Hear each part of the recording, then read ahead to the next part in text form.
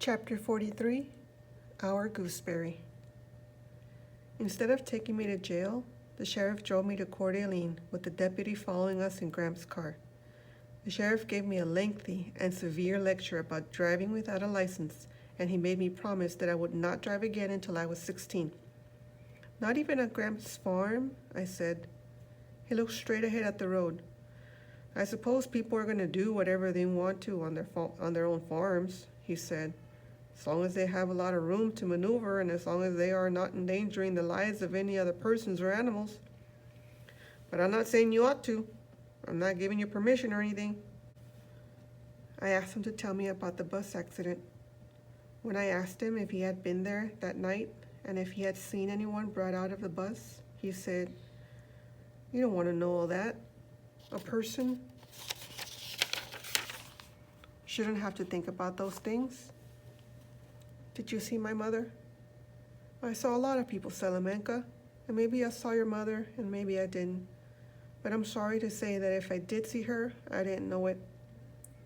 I remember your father coming into the station. I do remember that, but I wasn't with him when, I wasn't there when.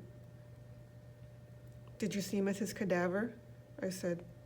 How do you know about Mrs. Cadaver? He said. Of course I saw Mrs. Cadaver. Everyone saw Mrs. Cadaver. 9 hours after that bus rolled over, as all those stretchers were being carried up the hill, and everyone despairing, there was her hand coming up out of the window, and everyone was shouting because there it was, a moving hand. He glanced at me. I wish it had been your mother's hand. Mrs. Cadaver was sitting next to my mother, I said. Oh, they were strangers to each other when they got on that bus, but by the time they got off, 6 days later, they were friends. My mother told Mrs. Cadaver all about me and my father and our farm in Bybanks. She told Mrs. Cadaver about the fields and the blackberries and Moody Blue and the chickens and the singing tree. I think that if she told Mrs. Cadaver all that, then my mother must have been missing us, don't you think? I'm sure of it, the sheriff said. And how do you know all this? So I explained to him how Mrs. Cadaver had told me all this on the day Phoebe's mother returned. Mrs. Cadaver told me about how my father visited her in the hospital in Lewiston after he had buried my mother. He came to see the only survivor from the bus crash. And when he learned that Mrs. Cadaver had been sitting next to my mother, they started talking about her. They talked for 6 hours. Mrs. Cadaver told me about her and my father writing to each other and about how my father needed to get away from Bybanks for a while. I asked Mrs. Cadaver why my father hadn't told me how he had met her, and she said he had tried, but I didn't want to hear it, and he didn't want to upset me. He thought I might dislike Margaret because she had survived and my mother had not. Do you love him? I asked Mrs. Cadaver. Are you going to marry him? Goodness, she said. It's a little early for that. He's holding on to me because I was with your mother and held her hand in her last moments. Your father isn't ready to love anyone else yet.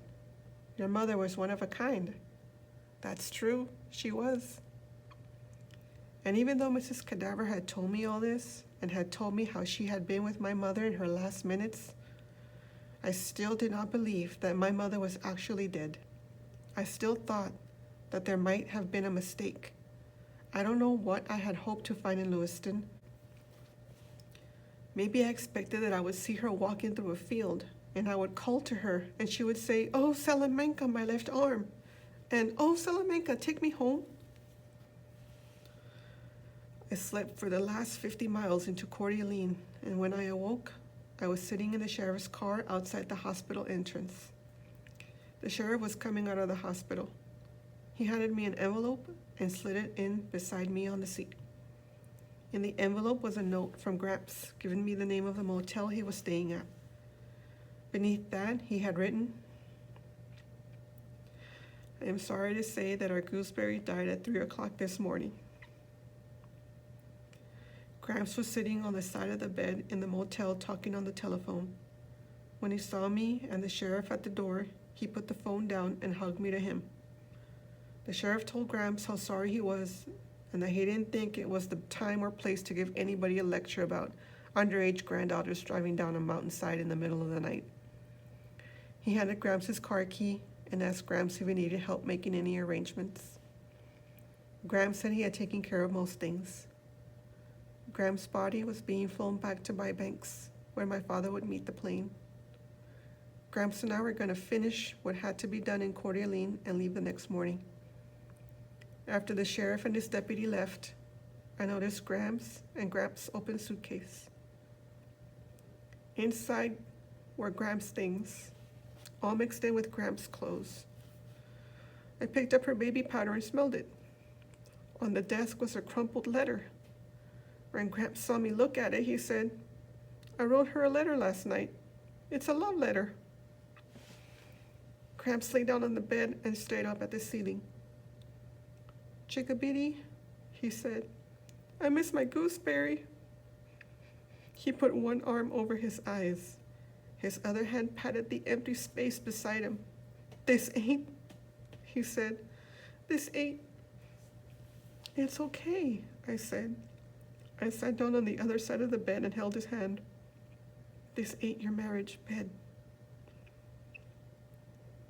About 5 minutes later, Gramps cleared his throat and said, "But it'll have to do."